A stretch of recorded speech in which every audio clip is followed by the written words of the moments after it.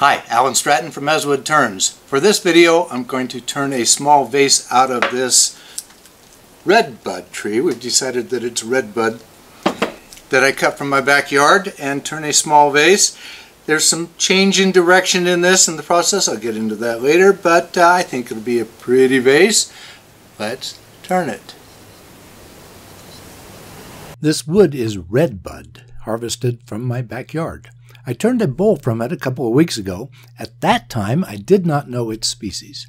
With your help, it appears to be redbud. It is wet. While rough turning, I need to remove the sapwood. From previous experience, the sapwood develops checks rapidly. After roughing, I need to trim the end and cut a tenon. This will be the top of the vase.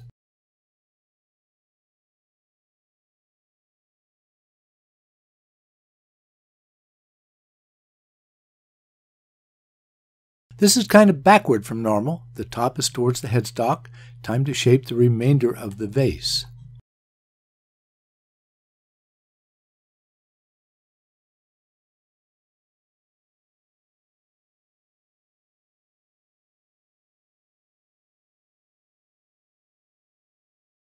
I plan to hollow from the bottom up. This will enable me to hollow through a larger hole in the bottom and then plug it later. For now, I need to drill a starting hole for the hollowing. Then, using a box scraper, hollow from the base. The box scraper does a good job with this end-grained orientation. The narrow profile allows the scraper to do most all of the work of hollowing.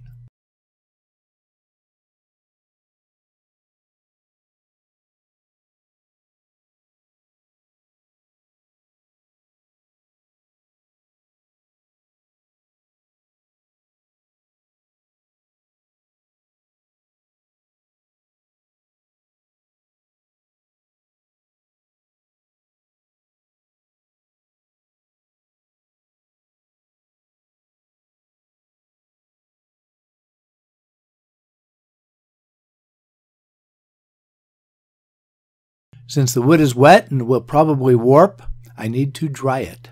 To moderate the speed of drying, I seal the wood with Type Bond 2. When dry, I wrapped it in paper before weighing it and recording the weight and date.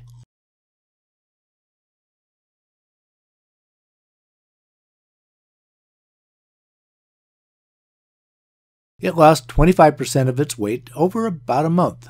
Now that it has stopped losing weight, it is ready to turn again. The bottom tenon looks pretty clear, so I have mounted the vase this way while I trim the tenon on the top. Then flip it around to trim the bottom tenon. While mounted, I drilled out the bottom hole to about a ½ inch depth. This will eventually receive the plug.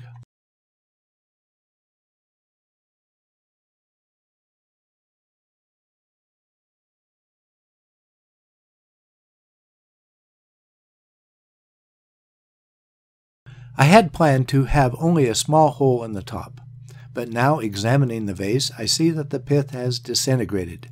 My plan for only a small hole will not work. With this size of vase, I think I can use my small hollowing tools. With the straight carbide tool, I clean up the interior. This tool is too light to reach all the way, but since the top hole down must be bigger, I will clean up the top section of the interior through that hole after all.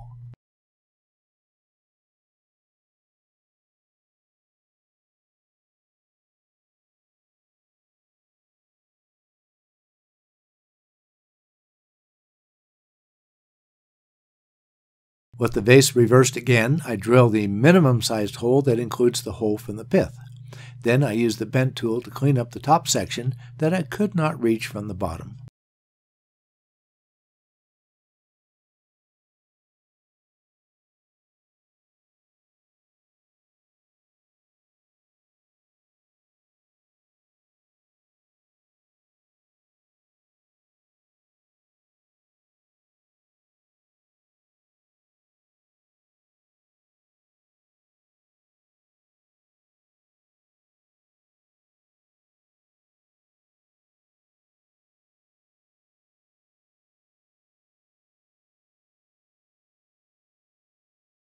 Now I turn a piece of wood to plug the hole.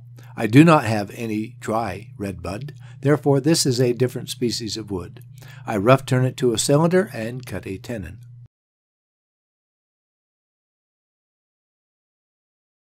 With the plug mounted to a chuck, I can turn the end down to fit the hole in the top.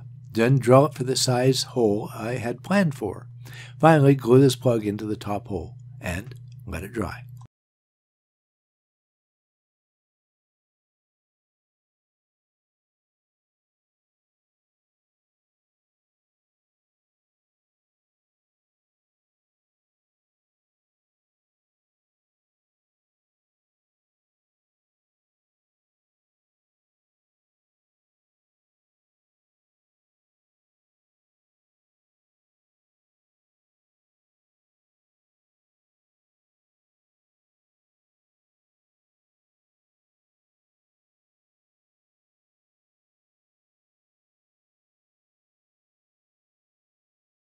Time to refine the exterior, remove the glue coat, and remove the warp distortion. I am using a shear cut to take light, fine cuts.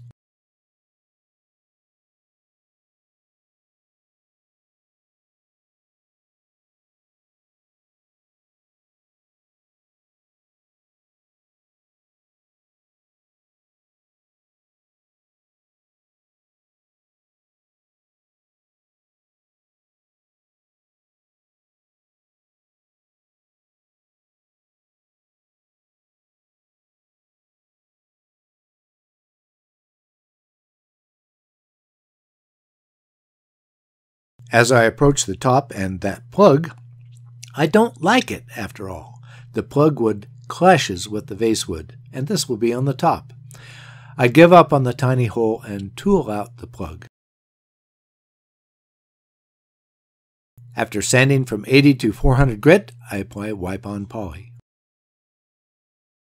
There is still that larger hole in the bottom that needs to be filled.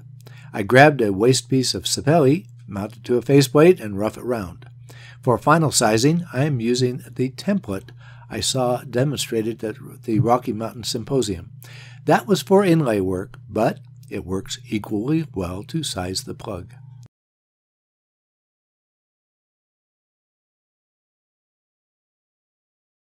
After it fits, I mount the vase again and put the mounted plug in the tailstock. This holds both parts conveniently for applying glue. Final stage, now that the glue is dry, I part off the plug, trim the bottom section of the vase, and refine the bottom of the plug.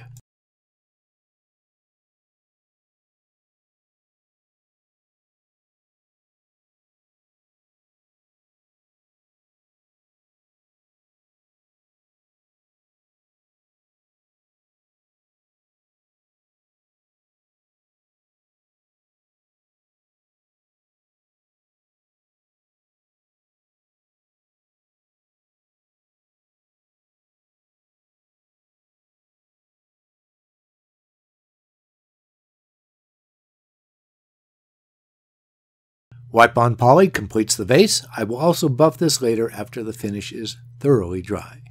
After turning that redbud bowl several weeks ago, I really wanted to see what it would look like as a vase. It is a small vase, limited by the diameter of the wood. I am disappointed that the top hole is larger than I wanted, but not too much. In the end, it is a pretty vase, and I am a happy turner. Please give this video a thumbs up and subscribe on my website as well as on YouTube. My subscription is more reliable than YouTube's. Please spread the word by telling your friends about my weekly videos. I appreciate your comments and questions. Please wear your full face shield whenever the lathe is running. As usual, I'm nagging, but I hope to save your life or at least your eyesight.